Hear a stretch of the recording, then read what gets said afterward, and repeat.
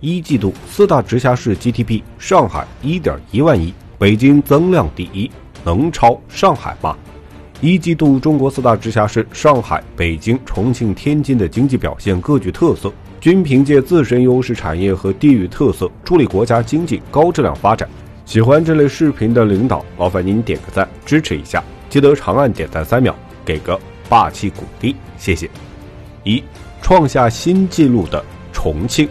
重庆地处中国内陆西南部，它拥有长江、嘉陵江等众多河流，以及丰富的矿产资源和生物资源。其独特的地理位置使其成为连接中国西南、西北和中部地区的重要交通枢纽，为重庆的经济发展提供了良好的条件。近年来，重庆经济发展迅速，已经成为中国西部地区的重要经济增长极。其产业结构不断优化，以汽车、电子信息、装备制造等为主导的现代制造业发展迅速，成为推动经济增长的主要动力。重庆还积极发展现代服务业，包括金融、物流、旅游等领域，为城市经济注入了新的活力。在经济发展过程中，重庆注重创新驱动，加大科研创新投入，提高产业升级和转型。同时，重庆还积极推进对外开放，加强与世界各地的经贸合作，为城市经济发展打下了新的空间。今年重庆一季度 GDP 达7232.03亿元，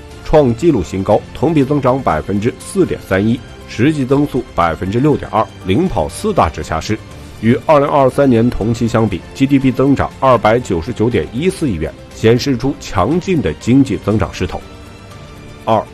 增量垫底的天津。天津位于中国华北平原的东北部，东临渤海，北依燕山，西靠首都北京，其余均与河北相邻。这样的地理位置赋予了天津得天独厚的优势，它既是华北地区的出海口，又是连接华北与东北、华东、华南等地区的交通枢纽。尽管天津在增量上暂时排名靠后，今年一季度地区生产总值达 3890.08 亿元，仅比2023年一季度增长 4.7%， 实际增速则为 5.3%。 但这不代表天津经济缺乏动力，其独特的产业结构和创新潜力仍在持续释放中。近年来，天津的经济发展势头强劲，是中国北方的重要经济中心之一。在制造业方面，天津拥有完善的工业体系和丰富的资源，汽车、电子信息、石油化工、新能源、新材料等产业集群日益壮大，为天津的经济发展提供了坚实的产业基础。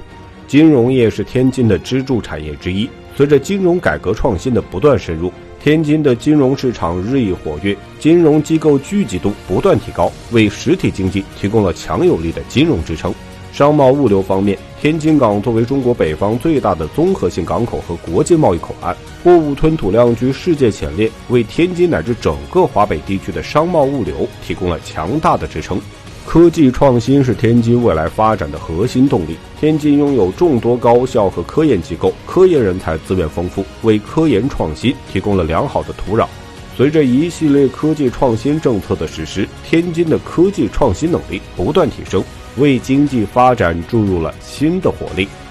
3、北京增量赶超上海。上海位于中国华东地区，地处长江入海口，东隔东中国海，与日本九州岛相望，南滨杭州湾，北西与江苏、浙江两省相接。这样的地理位置使得上海成为了一个天然的港口城市，同时也是连接中国内地与世界的桥梁。其地理位置的优越性为上海的经济发展提供了得天独厚的条件。上海是中国最大的工商业城市，也是世界著名的综合性工业基地。这里汇集了众多跨国公司和国内优秀企业，形成了多元化的产业结构。上海还是中国的金融中心，拥有多家国内外知名的金融机构和证券交易所，是全球金融市场的重要参与者。在经济发展过程中，上海始终保持着开放的态度，积极吸引外资和技术，推动经济持续稳定增长。如今，上海已经成为全球经济增长的重要引擎之一，对全球经济格局产生了深远影响。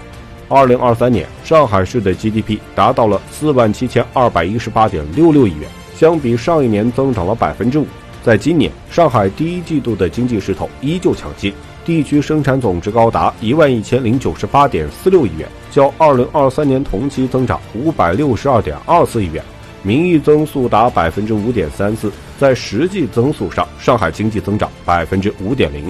北京位于中国北部，是华北地区的政治、经济、文化中心。它既有丰富的自然资源，又拥有便捷的交通条件。北京是中国的交通枢纽之一，拥有众多高速公路、铁路和航空运输线路，为城市的快速发展提供了有力支撑。近年来，北京的经济发展取得了显著成就，高新技术产业、金融业、服务业等产业蓬勃发展，为城市的经济增长提供了强大动力。在高新技术产业方面，北京聚集了大量的科研机构和高校，如中关村科研园区等。这些机构为城市的科技创新提供了源源不断的动力。在金融业方面，北京拥有众多的金融机构和金融市场。在服务业方面，北京拥有丰富的旅游资源和文化底蕴，吸引了大量国内外游客前来观光旅游，为城市的服务业发展注入了新的活力。2023年，北京市的地区生产总值跃升至43760.7亿元，同比增长 5.2%。